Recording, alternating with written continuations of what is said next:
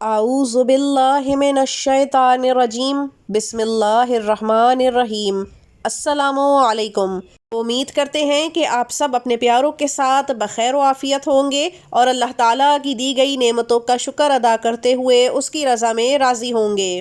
آج کا وظیفہ ان خواتین کے لیے ہے جو کہ اپنی ازدواجی زندگی اور شوہر کے معاملات کو لے کے پریشان رہتی ہیں۔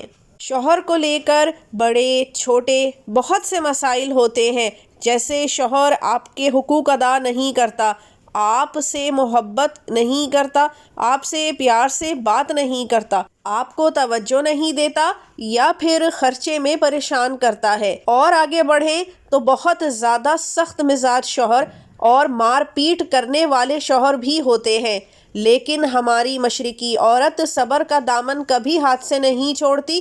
کوشش یہی کرتی ہے کہ گھر بس جائے، نبھ جائے، رشتہ آخر دم تک نبھا لیا جائے۔ کبھی بچوں کو بہانہ بناتی ہے اور کبھی اپنے نان نفقے اور سر پر چھت کا بہانہ بناتی ہے۔ عورت چاہے کسی بھی کلاس کی ہو، گھر کو بچانے نبھانے کی پوری کوشش کرتی ہے۔ ایسی عورتیں اپنا آپ مار کے دم گھونٹ کے جی رہی ہوتی ہیں۔ انسان وہ بھی ہیں، ان کا بھی حق ہے کہ ان کا شوہر ان سے پیار کرے، ان کی طرف نظر کرم کرے اور اس کو اپنی رانی بنا کر رکھے۔ لیکن اکثر اوقات مردوں کی منظور نظر اور رانیاں، شہزادیاں، ملکائیں گھر سے باہر ہوتی ہیں، ان کی توجہ اور شوقین مزاجی باہر ہوتی ہے، گھر آ کے وہ بالکل روکھے پھیکے ہو جاتے ہیں۔ کیا کہنے ہیں معاشرے کی ہماری سادہ طبیعت عورتوں کے کہ ان کو شوہر کی محبت اور توجہ سے زیادہ اور کچھ درکار نہیں ہوتا۔ اللہ تعالیٰ نے بے شک طلاق کا حق مرد کو دیا ہے، لیکن کہیں کہیں مرد اس کا بہت ناجائز فائدہ اٹھاتے ہیں اور بات بات پر، چاہے غلطی عورت کی ہو یا نہ ہو، پھر چاہے ظلم اور ناحق وہ خود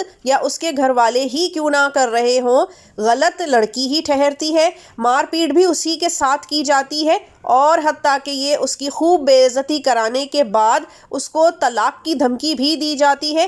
اس سب ناجائز ہونے کے باوجود عورت کو صبر کی تلقین کی جاتی ہے اور عورت صبر کرتے کرتے پوری زندگی گزار بھی دیتی ہے۔ آج کا یہ وظیفہ ان تمام بہنوں کے لیے ہے، ان کی تمام مشکلات انشاءاللہ دور ہو جائیں گی۔ آج کا وظیفہ سورہ فاتحہ اور یا ودودو، جو کہ اللہ تعالیٰ کا پاک نام ہے جس سے محبت پیدا ہوتی ہے، اس کا ہے۔ اور بے شک جب ہم اللہ تعالیٰ کے نام اور اس کے کلام سے مدد مانگتے ہیں تو وہ اپنے فرشتوں کو مدد کے لیے روانہ فرما دیتا ہے۔ بس میری بہنیں 5 وقت کی نماز کا اہتمام ضرور کریں اور اس کی پابندی بھی، کیونکہ نماز ہم پر فرض ہے۔ جب ہم اللہ تعالیٰ کی طرف اپنا فرض ہی ادا نہیں کریں گے تو پھر ہم اللہ تعالیٰ کو اپنی طرف متوجہ کر ہی کیسے سکتے ہیں۔ بے شک کسی لالچ اور غرض کے بغیر نماز پڑھنی چاہیے، لیکن جب آپ نماز پڑھتے ہیں اور آپ کو اپنا کوئی مقصد مقصود ہوتا ہے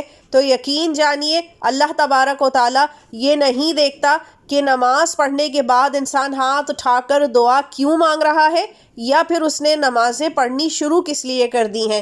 اللہ تعالیٰ تو بس اپنی طرف متوجہ کرنا چاہتا ہے اپنے بندے کو اور بندی کو۔ اب آ جاتے ہیں اپنے وظیفے کی طرف۔ کرنا آپ نے یہ ہے کہ صرف 3 دن یہ وظیفہ آپ نے عصر سے مغرب کے درمیان کرنا ہے اور عصر کی نماز سے فارغ ہو کر باوضو حالت میں قبلہ رخ ہو کر بیٹھ جانا ہے۔ اول و آخر 11 مرتبہ درود ابراہیمی پڑھنا ہے اور اس کے درمیان میں 100 مرتبہ سورہ فاتحہ پڑھنی ہے اور پھر 313 مرتبہ یا ودودو پڑھ لینا ہے۔ اس کے بعد پانی کے 1 گلاس کو اپنے پاس پہلے سے تیار رکھیے گا۔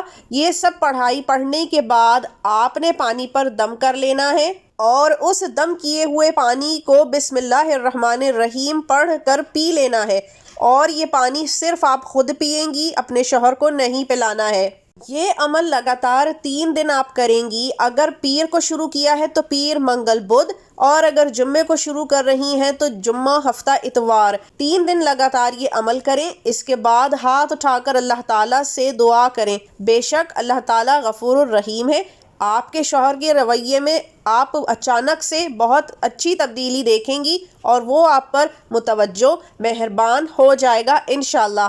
اللہ تعالیٰ آپ کو اس وظیفے کے بھرپور فضائل عطا فرمائے، آمین۔